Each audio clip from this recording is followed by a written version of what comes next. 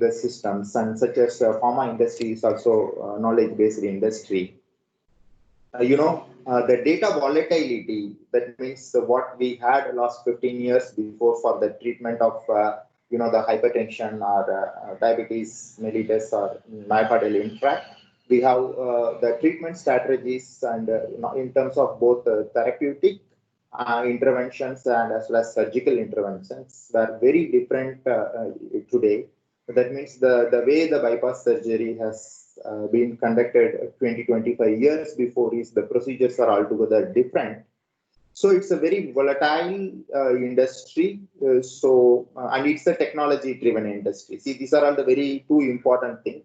The revenue or the realization comes from the, technology. If you have a very good technology, you can make a lot of money into that. But the same time, your technology is at very high risk because the volatility of the technology.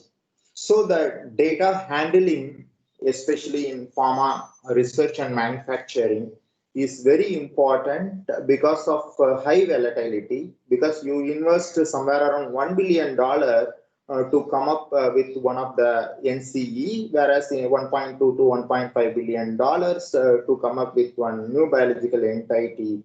Suppose if at all your product is not performing well in market, probably you not only lost the money of 1.5 billion dollars, but also you lost the 12 to 14 years of development. This is what the innovator company's thought process or scenario. But whereas if we come back to in India, the generic business in India is, highly rationalized because of a number of factors. One such a factor is that the competition is very high, and because of the stringent FDA stringent regulatory measures in accordance to the CGMP. So based on this context, what I mean to say is that the data is very important. The data of the pharma has three basic pillars. One is you are creating the scientific evidence. For example, what you see in a patient information leaflet or FDA label, the FDA label itself a technical document and as well as a regulatory document. Moreover, it's a legal document. So here, the data is not only related to technical aspect and also the legal aspect. So it's a kind of techno-legal data what we are generating. Suppose somebody or some companies, doing some different practices in handling the data in two ways. One is unknowingly presenting the data in different formats, or knowingly, intentionally putting into the different formats is a criminal offense. So the scientific evidence and legal aspects. And the third is data dynamics and volatility, which is very, very important because the chemistry, in fact, manufacturing, engineering aspect and clinical aspects has revolved in a kind of a very different, it has a lot of volatility. And the third thing which we see that large number of data, volume of data, it's a clinical R&D, marketing, so on. So it's a very complex thing, to know about the pharmaceutical data analytics. Next slide, please. So what is the data science? It's a kind of textbook message dealing with unstructured and structured data.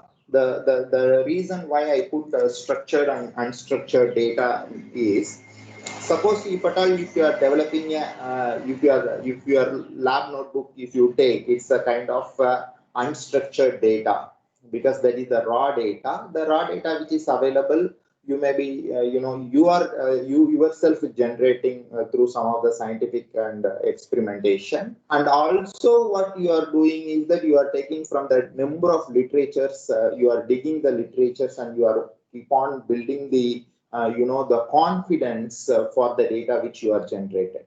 So the data science per se is but dealing with the unstructured data and structured data.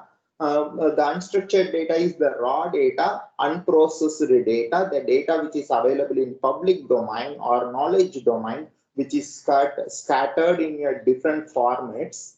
The different formats may be a primary, secondary, and tertiary data, or maybe a different formats, some kind of hidden patents, patent or hidden information is there. So you have to dig and search. So the data science is dealing with both unstructured and structured data. So it involves the statistics and mathematics. Probably we use mathematical probability, we use statistical probability, and we use a lot of mathematical algorithm to develop the relationship between the variables and response and so on. And it requires some kind of programming. You require programming and problem solving, because when you are doing a root cause analysis, it's a kind of problem solving methodology. Capturing the data in indigenous way, that means the way you are capturing the data is also one of the very interesting and very important thing. The ability to look the data at things differently. This is what very important. As a subject matter expert, as a domain expert, you should always look the data in a differently. That means you can see as a subject matter expert what is the message the data is giving, and how can I use the data for statistical decision making to augment my business opportunity.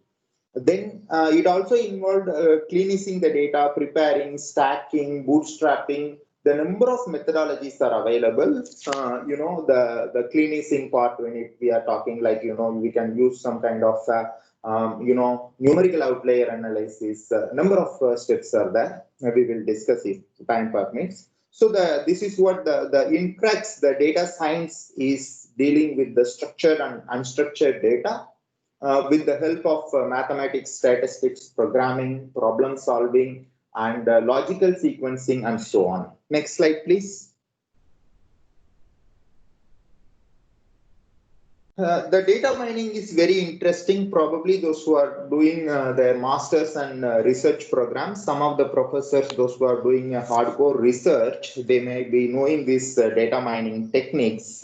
That means the process of digging the data to discover the hidden connections and predicting the future trends. This is what generally we used to do when we are developing a kind of, drug discovery chemistry, or developing a hardcore formulation development. For example, one such a thing is that when the people come up with the liposomal doxorubicin, it is the ability to deliver the doxorubicin which will give the enhanced permeation and retention.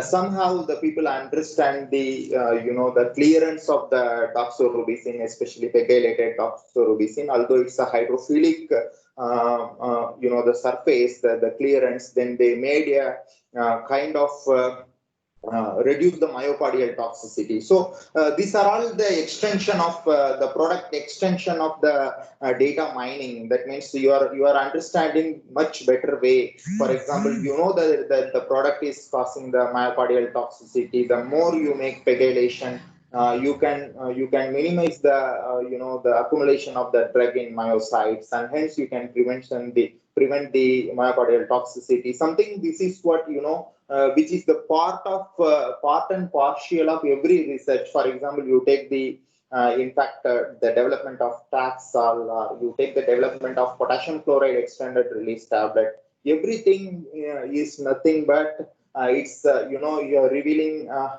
and exploring what is the hidden patent in terms of physiology, pathophysiology, or clinical benefits, something like that. So the data mining is very important for any scientist. Especially, it is very important, very essential for pharmaceutical scientists, those who are really interested to take their career in pharmaceutical science, in research. The data mining concept will help, because the moment if you do the data analytics and data mining in your hardcore, domain area towards your research problem, 85% of the your problems will be solved by only the literature search and understanding, and only you have to do only 15-20% of the to prove the kind of your hypothesis by experimentation. The hardcore scientist or hardcore researcher would prefer to do more and more literature-based research and collecting the data, archiving the data, then cleansing the data, and understanding the hidden patterns which is present in the data, that is called as data mining. So it's very important. And also the data mining is the process of finding anomalies. This is one of the very interesting thing. Whenever people get this is we used to call as statistically uncontrolled process. When you are making a one batch dissolution or one batch, the yield, whatever the response or critical quality attribute, which is behaving something very differently, you should not, delete that particular experiment from your, schedule. The thing is that you have to do appropriate root cause analysis, and you have to find why the anomalies, why the pattern, why the special effect, what is the reason for special effect, so that you can prevent. So the statistically controlled process, the extension is that getting the Six Sigma product. That means 3.6 products, defected products in 1 million of products when you are manufacturing. So that is what the concept of 21st century pharmaceutical quality we will discuss in detail later and part of these things. So whenever you are getting anomalies, whenever you are getting outliers, whenever you are getting odd values, then it is very much you should be cognizant to understand why that particular thing is happened, so that you can prevent the failure. For example, in this instant, I will tell one example. For example, the civil aviation industry is running with the sigma of 10. That means if you take the Mumbai airport, in Mumbai airport every day maybe 500 to 800 flights are landing and take off, take on and take off. Suppose out of per year you can find more than 35,000 flights handled. If at all, if Mumbai airport is giving the 3 Sigma product, none of us we use flight for traveling, because the confidence they are giving, like 1 million landing, even 10 million landing, there is a one case of plane crash. So that is what now, if you see the pharma industry, we are running with the 2 Sigma approach. That is what FDA's thought process. That means every 100 batch, we have the somewhere around close to 20-25 batch failures, or something which is happening similar to that of out of trend or out of specification. So the very important thing here is that maybe in last 5 years, the cost of the quality, what cost probably to my understanding, pharmaceutical big generic pharmaceutical companies in India, they spend more than somewhere around $6 billion to remediate their all the plants which got 483s. That is because of all these things. So we will, that means that there is a very good hard learning from that. So the data mining is very, very important for understanding the process. Next slide, please.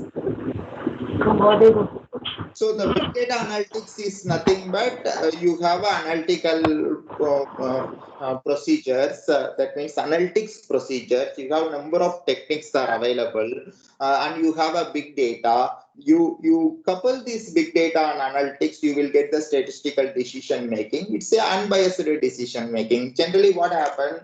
The concept of big data analytics came into the picture. Even in marketing, people always say, I'm a 25 years experience in this area, I know what to do. But the big data analytics say that even though you are having 25 years experience, you may be a great professor, you may have 500 publications, but give the evidence why I should take this decision. It's a more mature way of science. It is not relying on the person's independent capability, or the decision making is not based on the past record of the researcher. It is based on looking the present data what he generated.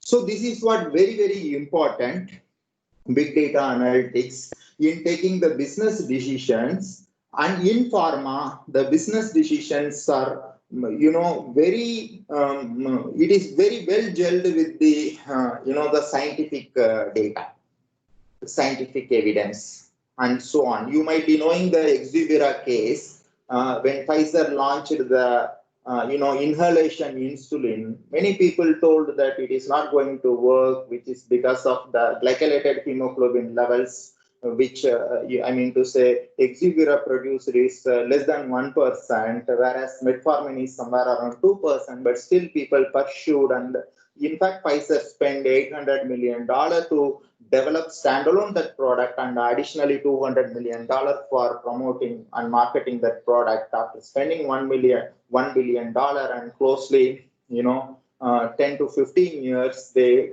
had no return on investment. It's okay for Pfizer because of, they have the good capabilities in terms of financial capabilities and technology capabilities. But whereas in Indian companies, such a failure may result a very bad financial shape of the company. So the big data analytics is the decision making. This is the decision making, not believe the person's independent capability. It believes the statistical, it believes the data, how the data generated, and it looks all. We will discuss very important. In fact, the message I want to give it to you people, you don't believe the people while taking the decision. You see the data, whether it may be your M.Pharm or PhD, or you are doing some funded project. You take each and every step of your project. You take a research decision based on the statistical capability or statistical thinking, statistical decision making you have to take. Next slide, please. So this is what we are going to talk about, artificial intelligence, because people are not believing the great capabilities. Even today, if Einstein come, or even today, if Newton come, people ask number of data to prove their theories. And in fact, it is very important for pharma. We have a lot of failures. Probably we got failure with thalidomide. We have phenytoin failure.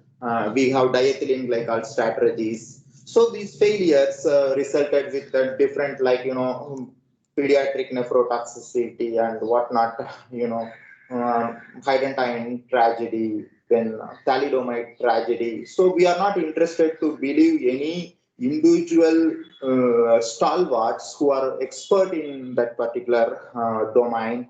We believe whoever may be, they are taking they are in research. They should produce the data. The data should speak the quality of the product rather than the who developed the product. So now the next step is that why we can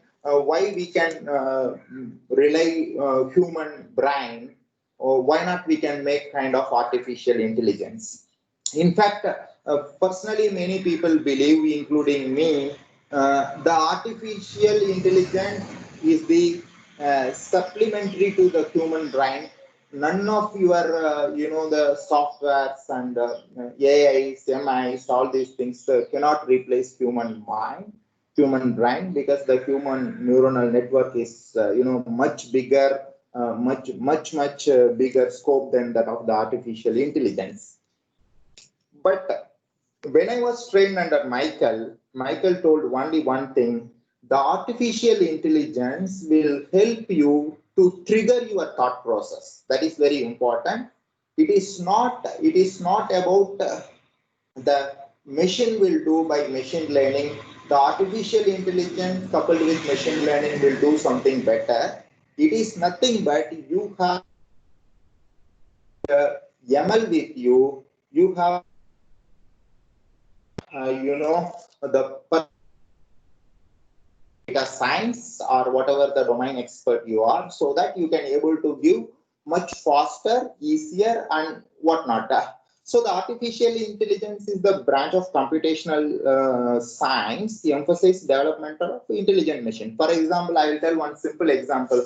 You use the design expert, you use the WinOnLink. These are all the, or you use Medcom Studio, you use Autodoc.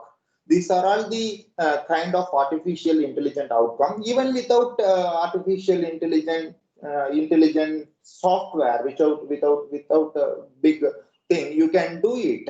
But when you want to do, for example, I remember when we started IVIVC doing a two compartmental method using Lou Riegelman method, it takes somewhere around 1 week to deconvolute for 20-25 subjects individually. But whereas today I'm having the power of computation wherein I can run somewhere around 1 lakh simulations per day. That is what the artificial intelligence will help you to speed up your process. This is something very simple. You can able to multiply by your own, or you can use calculator, or you can use Excel spreadsheet. That is depends upon your requirement. But the basic fundamental knowledge remains same. Next slide, please. So this is what generally very, I mean to say very interesting. Previously, people go by the, in fact, many years before they thought that the therapeutic discovery itself an accident, whether it may be a penicillin, whether it may be a imipenem, or whatever it may be. Very few molecules got a blockbuster status in pharma market, which are carefully synthesized with the appropriate optimization and design based techniques. But whereas most of the blockbuster molecules, for example, instant, even ranitidine is not for antihistaminic activity. Even chlorpromazine is not invented for antipsychiatry. In fact, penicillin, everybody, it's a discovery. But in artificial intelligence, what we are doing, we have a compound. No need to synthesize compound. No need. You have to have a in silico or a structural based program. You can make it number of possibilities.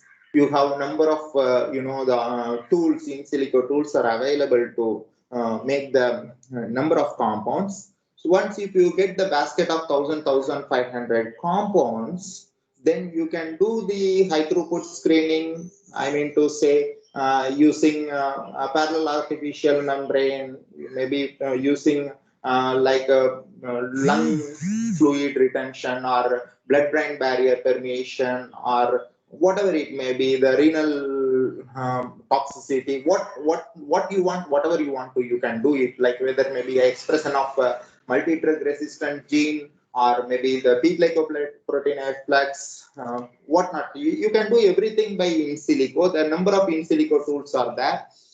You can screen that. Then from that screening of in silico, it has two pillars. One is the structural activity properties, which will give the the safety and efficacy of the product by establishing the cardiovascular pharmacology, general pharmacology, respiratory pharmacology, and so on. And also it gives the efficacy in terms of receptor binding affinity, reduction in blood pressure, or therapeutic outcome, or pharmacodynamic effect, whatever it may be. So you can establish the safety and efficacy completely using the in silico method. Then this is using the structural activity relationship based algorithms and in silico techniques which are available. And in other side, you can have a structural property relationship wherein you can establish the toxicokinetics, drug accumulation, and tissue distribution, tissue pharmacokinetics, fasting, fed, rhesus monkeys, mini pig. You can do translation research and everything.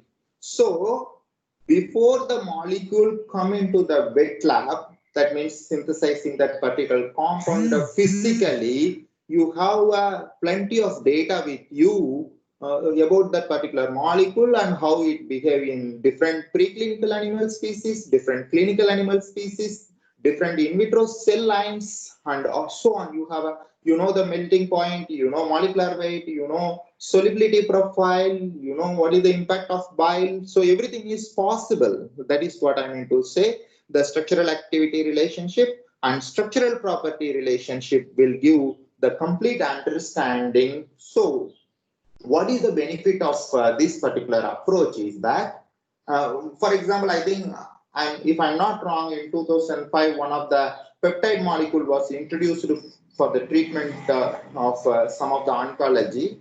I think TN1459 is the molecule wherein people got the multiple failures. So that means multiple organ failure, and somewhere it's a phase 1 study. In fact, many people lost their life. That means somewhere around 12 people were participating, and 4 or 5 deaths were happened.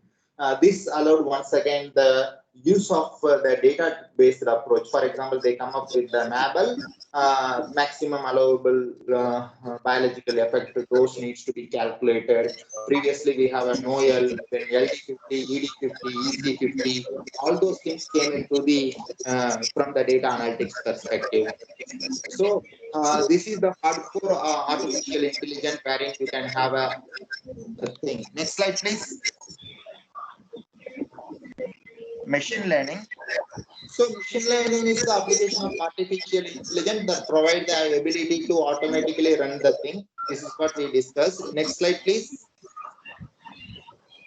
This is the biological. This is what the machine learning work like. How to, for example, if you have an appropriate program which is integrated with the number of things, for example, structural activity and structural property relationship, then subsequently for a cell based that is called as modeling of individual cells, then subsequently modeling of tissue, then modeling of the organ, then modeling of the species, whether it's a preclinical species or human, or different the demographics such as age, sex, and race, and different, I mean, to special population like lactating mother, pregnancy, because the pregnancy, the pharmacokinetics is very different because of the different fluid volume and so on, and the congestive cardiac failure, diabetes, and polypharmacy, multiple drug administration, everything you can make it into the, you can able to see the proficiency of thing we can able to do through machine learning. Probably this is what my thought process. This may happen or not, I don't know. Probably after 15 years down the line, we can see the prescription generating artificial intelligence, or a kind of in silico tool. You put your all laboratory, biochemical, pathology, all data into that algorithm. It will generate its own prescription, so that there is no need of doctors. This may come in future. We will see how it is going to progress. Next slide, please. So all these things of the right from the data analytics, big data, whatever it may be, the basis of all these things is that primarily the domain knowledge. In addition to the domain knowledge, you require a very good statistical understanding of that particular thing. So statistics is something very not very difficult. Statistics is not something very different. Statistics is the group of it's a kind of I mean to say collecting, analyzing, presenting, and interpreting data. Why you have to collect, analyze, and present and interpret the data? What you are generating is to make the decision. When you want to make the decision, because many times the human brain is something very different, which results in biasness to the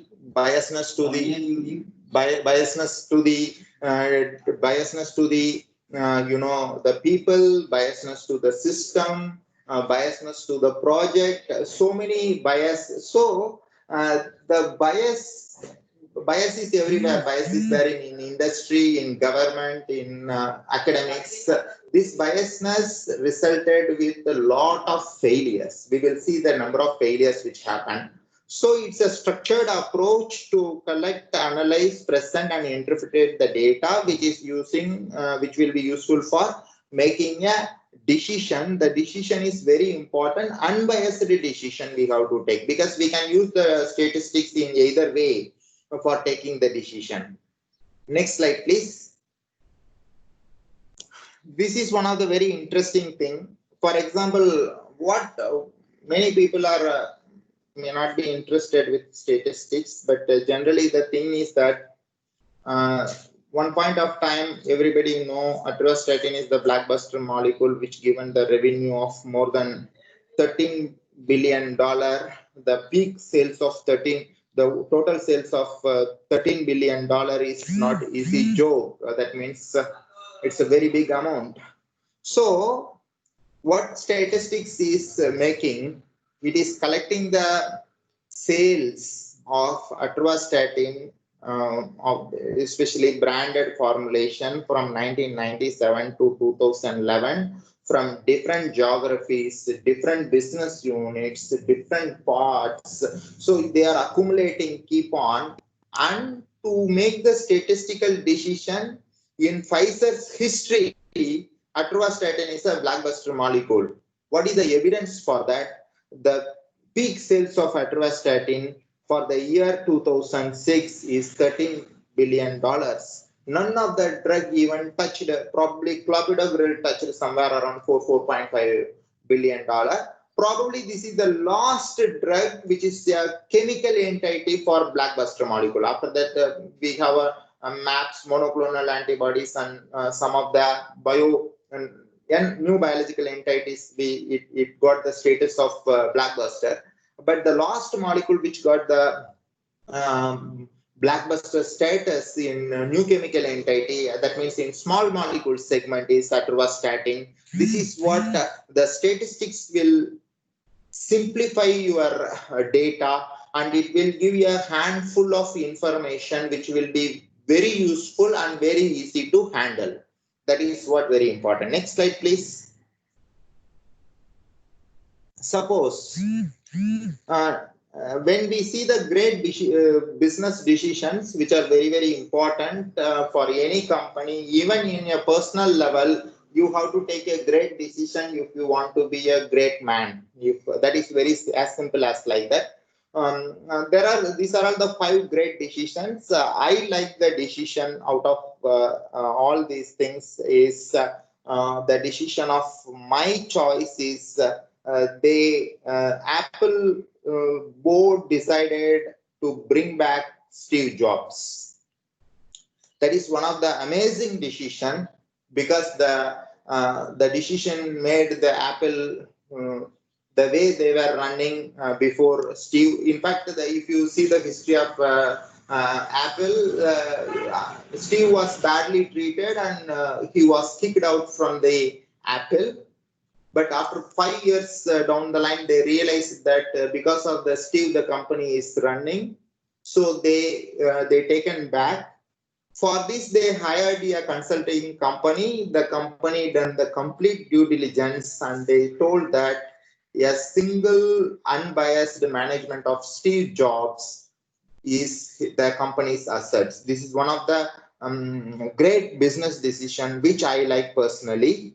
But whereas if you see the Henry Ford decision is a century-old decision, in fact more than that, everybody started squeezing from the employees and they are reducing their wages. But the first person, Henry Ford, thought of that, if we increase the wage, if we increase the salary double, the workers' productivity will become double. That is what he realized, and he achieved some extent in that. So these are all the great decisions. All these great decisions, for example, whether GE's decision or Samsung decision, Samsung is now totally, if you see, it's a third company in terms of revenue. So all the decisions are basically based on the statistical approach. It's unbiased, non-human interventions are required sometimes to take a very tough business decisions. Next slide, please. The most bad decision is from General Motors. Many people know because in 1950s and 60s, the joint families become nuclear families, and the car people are General Motors is making a big cars with big then. But the point of time is that everybody want to they have their own car today. We are talking about personal computers like that. In 1970s, every American want to have a personal car. But this market dynamics, General Motors, somehow failed to capture this particular, I mean to say, business scenario. That is the reason General Motors went bankrupt 2009. You see, the one point of time in 1950s election, General Motors decided who is the president of America.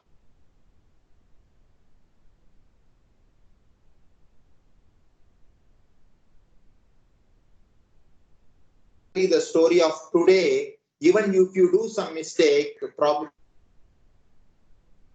5 years, that is very important. Then the next bad decision, everybody know Motorola. Although Motorola is the innovator of the, I mean to say, mobile phones, probably they lost their understanding to make how to make the customer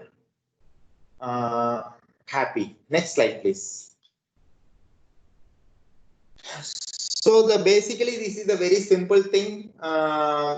Broad spectrum of statistics, you know very well. Descriptive statistics, it is nothing but an organizing the data. Yes, we discussed the data come from different formats. Different formats, maybe it is a pictorial. Nowadays there is number of beautiful tools are available. If you have a picture with you, you can convert it into the numerical data using the Digiplot like kind of software which are available. But in those days it is not, it's very difficult. We used to have a log paper, taking the printout in log paper and graph paper and getting into the conversion. But today number of softwares are there. So descriptive statistics is majorly organizing the data in which will be helpful for decision making. So obviously the inferential statistics is the part of statistical decision making. Next slide, please. So these are all the functions. These are all simple textbook you people might be knowing. Descriptive statistics is nothing but graphical, numerical, and relationship. Whereas inferential statistics, confidence interval, errors, and comparison, probably 2 sample, 3 sample, t-test, z-test, t-distribution means n is equal to less than 30. The basic flow, I will put it in a single line theory, which I generally used to say. Whenever the data comes, first you should understand the data and you should stack the data. When you stack the data, then you have to go for normality test. There are a number of techniques are available to find out the normality testing. The one of the beautiful technique is Anderson-Darling test technique. When you use Anderson-Darling technique, you can find out the data is not normal or non-normal. If the data is normal, that means it is going for Gaussian distribution, wherein you can able to find out the exact confidence interval because it shows that the absence of skewness. Data is either positively or negatively skewed. So that is one portion. Suppose if the data is not non-normal data, then you have two approaches. You can use a median based approach rather than mean. You can go with the median based approach. For example, Wilcox-Mann-Whitney test is similar to that of paired t-test or unpaired t-test. Then you can go for non-parametric statistical techniques, including Wilcox-Mann-Whitney test, which is frequently used in pharma. That is something very different. Then your median-based approach, then keep on. The other thing is that what generally we do in BA/BE studies, if the data is not normal, we can make transformation. One of the thing is log transformation. Then you can do square root of transformation, least square transformation. The number of transformations are available. The moment if you transfer the data inappropriately, that normal distribution, you can get a log normal distribution. That means once if you make it logarithmic scale, log normal distribution. Then once again you can apply parametric testing like t-test, ANOVA. That means t-test, t distribution, it follows the z distribution, and you can get. Generally, the sample size is less than 30. You have to choose t distribution. When sample size approach 30, t distribution equal to z distribution. That means one standard deviation variation. Then if you have two variables, then you can use two-way ANOVA. You have multiple variables, you can use designing of experiment, wherein you can develop the model when to build the relationship between the response and variables. If the single response probably linear, log linear, or parabolic, or Bayesian. In case of you are having a multiple variables, if you want to know the interaction, then you can go for either Teguchi approach or designing of experiment. This is what about the simply statistics. Next slide, please. Next slide. Yeah, now probably we understand what is the statistics and what is the statistical decision making, big data analytics and all. Now I'll come back to our hardcore pharma. Pharmaceutical products has three pillars. Probably you people know very well: safety, efficacy, and product quality. Safety is related to the moment you take the medication, you should have a less number of adverse drug reaction. It should be devoid of ADR, but virtually there is no drug exist in the universe without side effects. That means we have to use carefully. We have to titrate safety versus efficacy, risk versus benefit. So when the way the products are being manufactured in terms of robustness, ruggedness, reproducibility, within the batch variability, between the batch variability comes under the quality. It's a part of CGMP. So the very interesting thing that is conventional tools like assay, disintegration, dissolution, like impurities, particle size, so on. It depends upon the drug substances, drug product, and biological substances. Suppose if you are going for developing some monoclonal antibody, then there are a number of parameters like host cell derived protein, host cell derived virus, number of oligomer content, protein content, assay, number of parameters are there. But this was very interesting till 2000 people were thinking about only manufacturing quality. If the product quality is only related to manufacturing quality, so the manufacturing quality is strictly governed by the CGMP procedures. Whether it may be a branded companies or generic companies, whether it's the international market or domestic market, generally people do only one time clinical trials, whether it may be phase 0, 1, 2, 3, 4, probably not for to make the scientific evidence. When you come back to the generic product, people do only one batch bioequivalence study with the branded formulation, either fasting or fed or both fasting and fed. That depends upon the regulatory requirement. Here the thing is that I am making only one batch. For example, if it is a branded formulation, they are taking only one batch, clinical trial batch. Then they are establishing the equivalency between the clinical trial batch and to be marketed batch. That means the batch which they are proposed to manufacture for large scale for this. So here number of parameters are there. For example, scale dependency, dimensionless model, scaling up. Then they make some CB0, CB30 filing to make some tweaking, because generally the smaller number of small size batch they used to take for regulatory submission, whereas the commercial manufacturing is much bigger, sometimes 20 times bigger.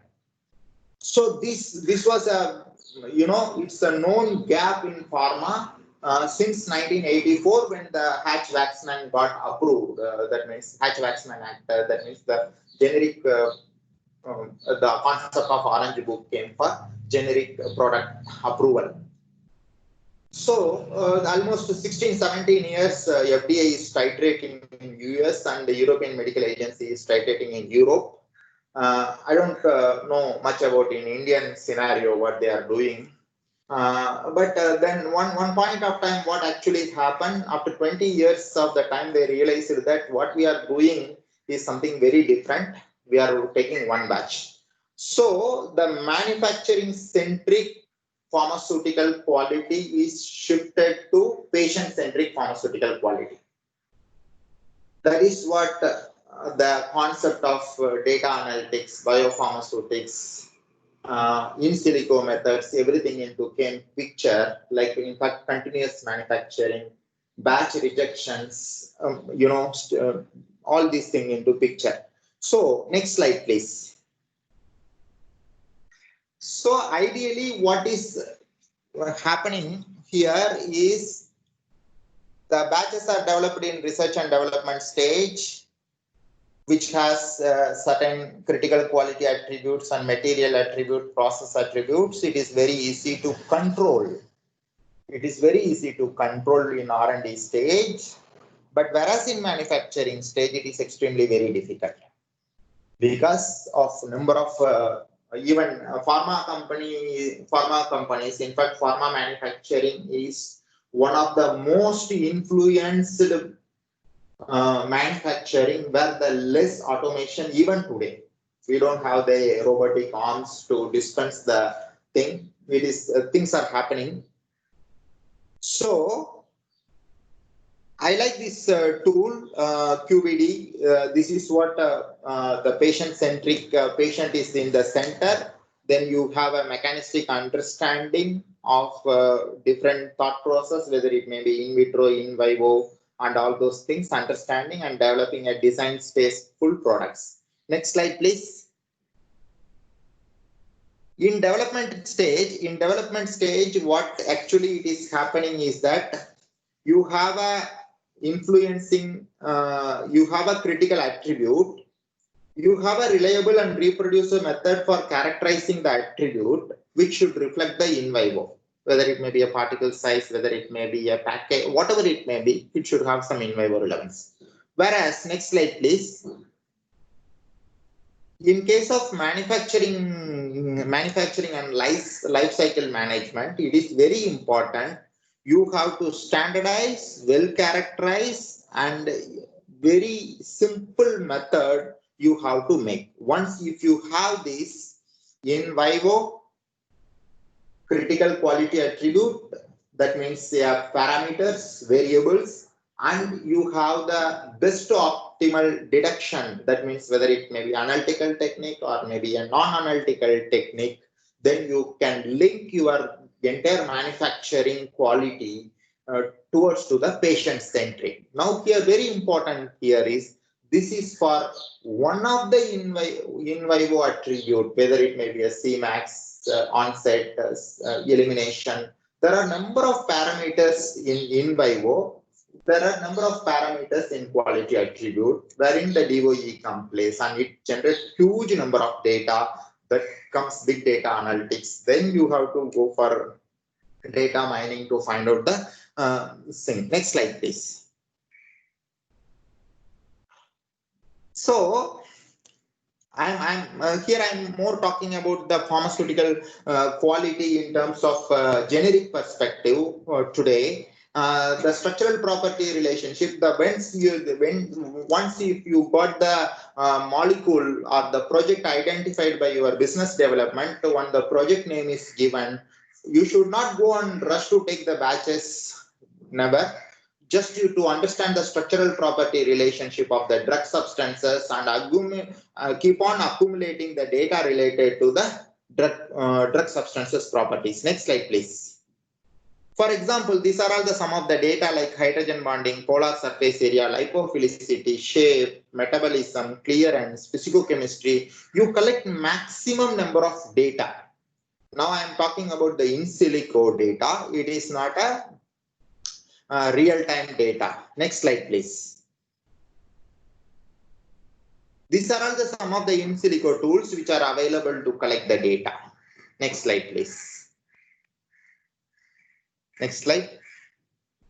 So this is the case study wherein you want to predict the oral formulation, bioavailability, that means the plasma drug concentration time profile, wherein this side you have all the parameters you can put it and you can able to. Next slide, please. So this is the, you can do the whole modeling, whatever you want you can do. You want age, gender, I mean to say you want structural property relationship in, yes, possible. You want solubility, it is possible. You want polymorphism, you are using the mixture of two polymorphism, two particle size, mixture of two APIs which are interfering. Whatever it is you are thinking, everything is possible in modeling just before beginning of your project. Next slide, please. In fact, many people are working in nanotechnology, especially nano pharmaceuticals, like making liposomal and I mean to say particulate system. Number of physiological based pharmacokinetics and pharmacodynamics models are available to understand your, before you are going to the rat model or rabbit model to find out the efficacy. You can able to translate into the preclinical in silico methods wherein you can able to identify the potency and drug concentration. If you know the drug concentration in the site of tissue, then you can able to develop your you know, whatever the tumor killing rate and so on. So this is the parameter sensitive analysis, one simple example how the solubility is influencing the Cmax. This is the one of the very good example. Next slide, please. Next slide. So these are all the in vitro tools are available.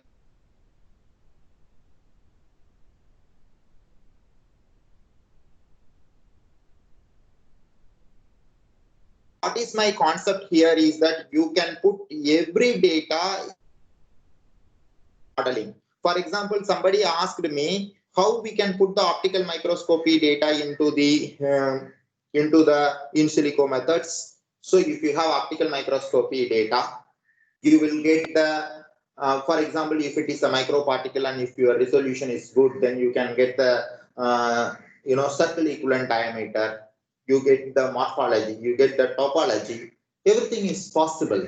Suppose if you have a chemical imaging of your, I mean to say liposomal product, then you will understand the differences, the distance between the bilayer, which is very important. The distance between the lipid bilayer is very important for diffusion of the drug, especially the hydrophilic drug like bupivacaine, wherein your lamellarity will play an important role in pharmacokinetics and subsequently pharmacodynamics. It is possible. So everything is possible. Next slide, please.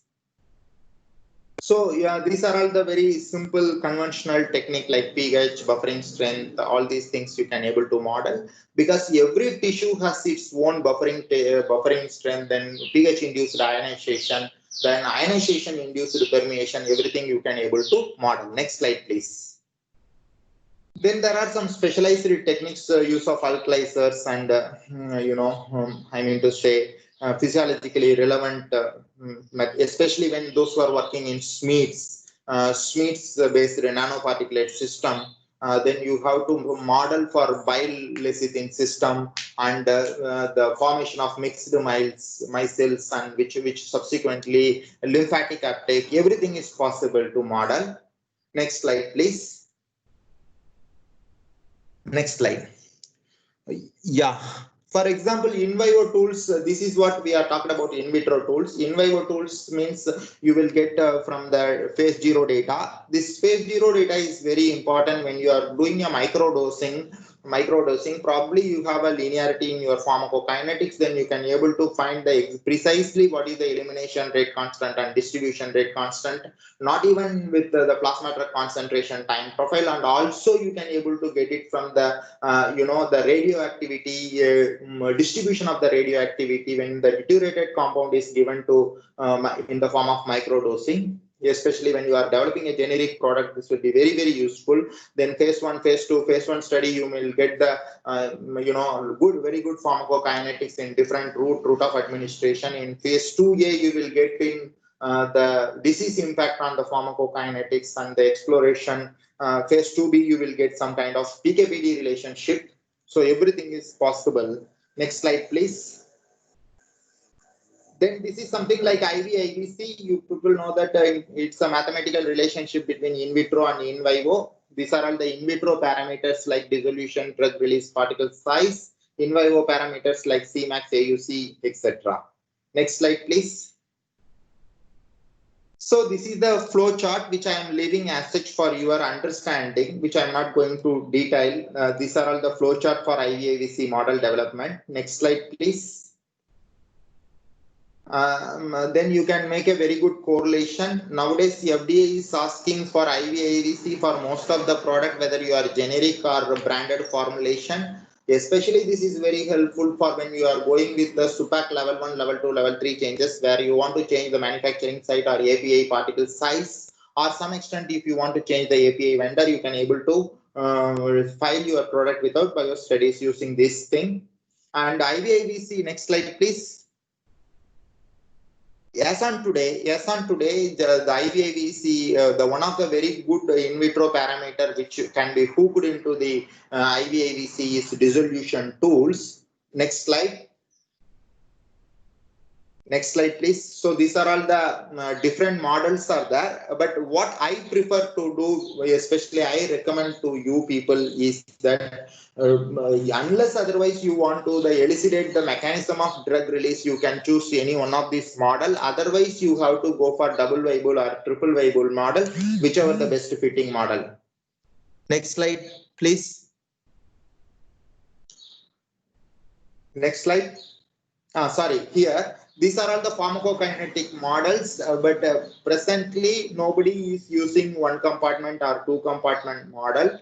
Most of the time we are using the PBPK model or POP-PK model because of the residual errors. Next slide, please. Next slide. This is one of the things which I love to have this slide. Whenever you are developing a PBPK model for any of the formulations, whether it may be a intravenous or nano or simple control release formulations, the first thing is that you have to have a very good basic PBPK model using the intravenous route. Especially you have to find out SAD, MAD, etc. That means single ascending dose, multiple ascending dose, switch over to fasting and fed, which will give the more clarity about how the molecule is handled in the body and what is the influence. That means the property what you get it into the biological system is the mixture of your drug substances property and drug product property, and you have to elucidate which is from your drug substances, which is your from drug product, which is the predominant one. All those things you have to make it. Then you can embed the gene. For example, I prefer to have a RT-PCR, which is the technique which we can use we can load the genomic data. Then once if you put the genomic data in your PBPK, then you can go for special population, different races, and so on. So this is the basic fundamental slide. Somebody want to do that. Next slide is how the drug is handled in body. This, for example, any drug, if you want, you should have this kind of data with you. Next slide, please. Next slide. So this is what the flow chart, how to develop the model. And this is the deconvolution procedures. Different deconvolution procedures are available. Next slide. Next slide. This is one of the very interesting case study. Considering the time, if you nowadays, what I mean to say is that you have to have your clinical QTPP. Many people develop the synthesize the QTPP. That means quality target product profile in terms of assay, RS, DISO, impurity, so on. But what you can do is that you can develop a clinically relevant QTPP. My steady state Cmin should be like this. My Cmax is like this. I mean to say my effective AUC is like that. So you can make it number of scenarios. Next slide, please. This is for the biodiscriminatory method. Post approval changes, you can give the lower specification limit and upper specification limit with using your dissolution method. And generally, next slide, please. Next slide. So before to summarize this, I would like to tell one very interesting thing. People somewhere around 20 years before, people see the mean value. For example, you have the formulation A, you have the formulation B. They see the mean value between formulation A and B. Then after that, they started searching mean, median, mode. Then they started thinking about lower confidence interval and upper confidence interval. Then they come up with bootstrapped mean. Then they come up with bias corrected mean. Then they started using bootstrapped bias corrected mean. Now the trend is more mechanistic, more realistic. That means how many patients getting benefited from your dosage form or drug doesn't matter. What it is important is when the dosage form is given, how many of the people are not really getting the effect. That is very important for any drug discovery and development program today. So in summary, the data science is emerging in pharmaceutical industry. We have already underutilized the data science and computational techniques, and this is the right time. But the thing is that first you should become a domain expert, then you think about the statistical decision making and so on. That means you should have a perfect blend of both domain expert and as plus data science. In addition to that, you should have some interdisciplinary approach to understand the complexities. And thank you very much for providing me opportunity. If you have any questions, you can go ahead. Thank you. Thank you very much, sir, for that crisp, very informative session on data analytics and how we can apply that in research and manufacturing. Now I ask the participants, if you have any questions, you can raise your hand or type it in the query box. Dr. Sagar will be taking the questions. Over to you, Dr. Sagar. Hello, sir. It was an excellent talk on data analytics. However, I see some questions. So the first one is from Dr. Suresh Sormare. He's asking why every pharma industry is not accepting data analytics in formulation R&D. Sorry, I don't want to comment on this thing. But generally what happened, data reveals who you are. In fact, this is not for pharmaceutical industry. Even if you go to the big universities, big professors are not really interested to reveal the data. Why? Correct. I'm asking Dr. Suresh. Hello. So you are asking about the industries are not opening up. I am agreeing that many of the industries, in fact, now it is picking up. Probably maybe down the line from now 10-15 years, we will be in very good.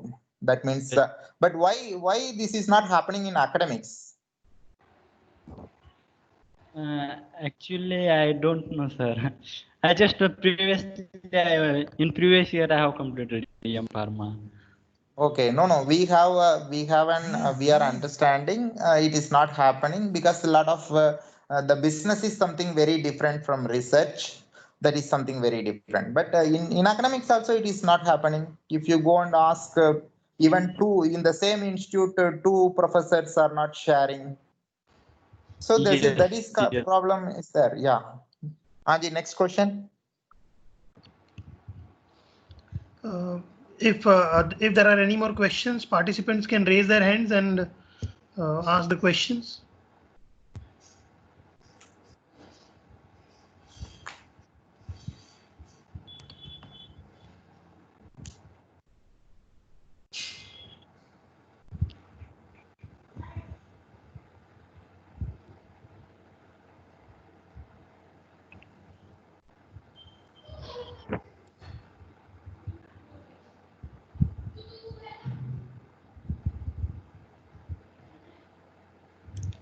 Okay, I just quickly taken. I'm requesting you participants, if you feel after this session data analytics has applications in the research and manufacturing, please type yes in the chat box. So we know how much of you are really convinced with regards to application of data analytics in research and in manufacturing. If you have any questions, please raise your hand. Sagar sir will be moderating it. There is one more question from Ashish Kulkarni. Okay. How can we use data analytics for alternate API vendor manufacturing, as you mentioned in your presentation? Yeah, it's a very good question. For example, if you have probably the generic companies, they develop with the two different APIs. Okay, two different API vendor. Here, the API vendor change generally they not prefer once if they start with the commercial manufacturing.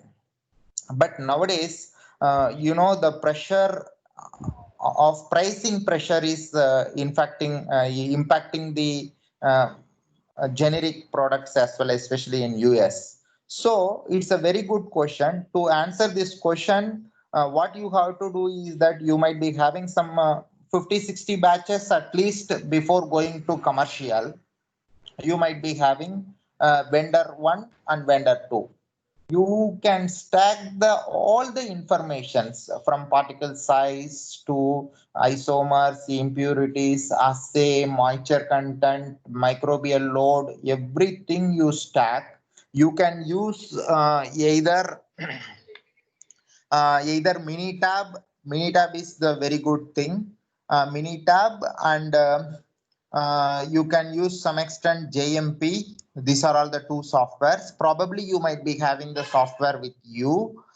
So you stack and you perform first you make the visual, that means you make the descriptive statistics report, which will show only the bar chart, diagram, pie diagram, and then you filter the critical quality attributes. Suppose if it's a BCS class 2 drug, particle size is very important. And you find out the variability analysis. Then you do all the exercise, then you will come to know based on your need which API is better. One is here we never prefer better, because something we are preferring better, then probably to minimize the impurity levels or moisture contents or microbial load. Generally, we should have the equivalency with the API which we have filed with the product and we want to make the product. So number of, like, you can use t-test or ANOVA. If you have multiple variabilities, you can go for ANCOVA, and you can able. But this is once again, many people are already starting, even alternative doing. But in India, very few companies are started doing this, and probably this market will pick up. I mean to say, people will pick up to use all these analytical tool. In fact, I'll put it in this way: there is no concept of R&D data analytics in past. At least to the best of my knowledge, now most of the big pharma, I mean to say big pharma means big generic pharma, are started doing R&D data analytics. Manufacturing data analytics, people started when 2004 the Lachman consultancy came in India, and they had tie up with some of the, I mean to say, some of the generic pharmaceutical companies. Then they started using Minitab and JMP, then some of them, they have Primitra, number of Oracle based programs are available to think that. That means to do that. Basically, the process engineering group in big pharma, they do all these activities. And now it is getting modernized with the new softwares, new techniques and all. It is very much possible. It's very interesting question. Next, please. Sir, the next question is from Girish. He is saying if you can guide on what all goes in developing a in silico model from scratch, like what all softwares, languages, and what all data is required to translate a natural process, and finally validation of this in silico tools. Okay, in which context he want to, in drug discovery chemistry? Or, yes. I think this is in terms of drug discovery. Drug discovery, probably I am not the right person. But you have like Autodoc and number of tools are available. But if you want drug discovery with respect to biopharmaceutics, I can tell that, for example, you have a number of tools what I have mentioned. Then you can able to probably crack. That means if you want, there are two parts in drug discovery. One is pharmacodynamics and receptor affinities and all those things. And the second one is pharmacokinetics. See, I will put it in this way. Any in silico tool, before you are clicking the button, you should know why you are clicking, what is the algorithm behind that. For instance, if you want to calculate the solubility, then you can able to do but by many ways. One of the way is calculating solubility based on the melting point associated enthalpy and entropy and free energy. So enthalpy, entropy and free energy, you can able to calculate the solubility. From solubility, you can extend to bile solubility. From bile solubility, you can extend to the intestinal duodenal solubility. From intestinal duodenal solubility, you can extend to the amount of the drug which is reaches to the systemic circulation. Once if you know the amount of the drug which reaches to the systemic circulation, then you can able to find out what amount of the drug which reaches to the targeted organ. That is probably the blood flow to the organ and the concentration of the drug present in the organ. That means called as Q, quantity which flow in that. Then wherein you can develop the PD models. So I mean to say, when you start from the basics. For example, if somebody want to do very good in drug discovery research, especially in pharmacodynamics, there is a gentleman called as Alex Avidiff. He has published a number of books which are very quite interesting for modeling and simulation. Yeah. I hope that answered Girish's question. Yes, sir. Then next, and I think the last question is from Snehal. Can we apply these in silico tools to herbal or Ayurvedic products? And which particular program can be used for that? It is extremely very good question. I am very happy the questions are coming from a different thought process. See, the problem with the herbal drugs, certainly you can do for phytopharma. That means you have a phytochemical constituents and you have the impurity profiling. You can able to crystallize or amorphous that particular. That means I mean to say you have a chemical purity is more than 95%. You can able to do that even for herbal. But the herbal generally comes with a polychemical composite. In polychemical composite, and very rarely we crystallized form is given. Most of the time it is given in terms of extract, kind of semi-solids or solutions. It's possible. It is possible, but it involved a number of parameters. In fact, I will put it in this way. The first time you extracted, for example, pepper, you take a simple pepper and ginger. You extract pepper and ginger first time, and second time you have the difference of extraction efficacy more than 5%. More than 5%. I am talking about minimum variance. But whereas in modeling and simulation techniques, maximum permissible percentage deviation is 15%. So only your input API itself causing 5% differences, bare minimum I am telling, then you will fail to validate the model. But whereas in you can do like Autodoc and in silico and all, you can able to do those things. I mean to say, in combinatorial chemistry drug discovery process, you can get it. In fact, there are also a number of problems are there. One such a problem is that that means nature, God designed the herbs. One is an active ingredient and another one is a permeation enhancer. Suppose if you isolate the pure active ingredient, it will not work, although it has the activity, because it should reaches to the systemic circulation, wherein the permeation enhancer is required. Because most of the alkaloids, secondary metabolites are extremely hydrophobic in nature. So because I believe the herbs are more potent than synthetic molecule. So the only problem comes the bioavailability. The bioavailability takes place in the fresh format, like what Indian system of medicine say. You have to take a decoction or something like that will work very nicely. But modeling those things, probably we should develop some very good tool. Yeah.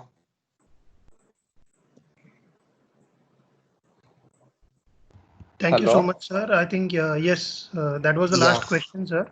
I will hand over this session to Galvina, madam, for closing this session. Over to you, madam. Okay. Thank you very much, sir, for your valuable time on behalf of Bombay.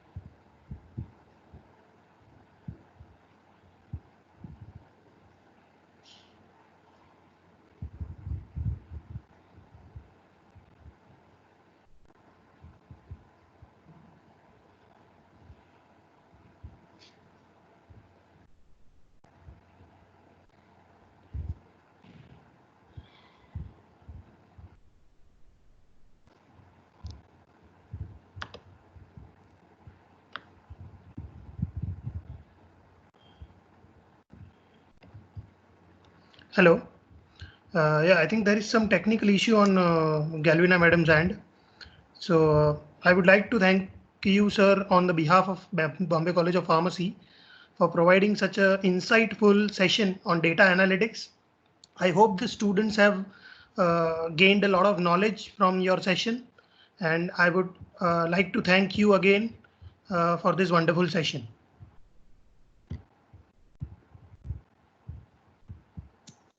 Yeah.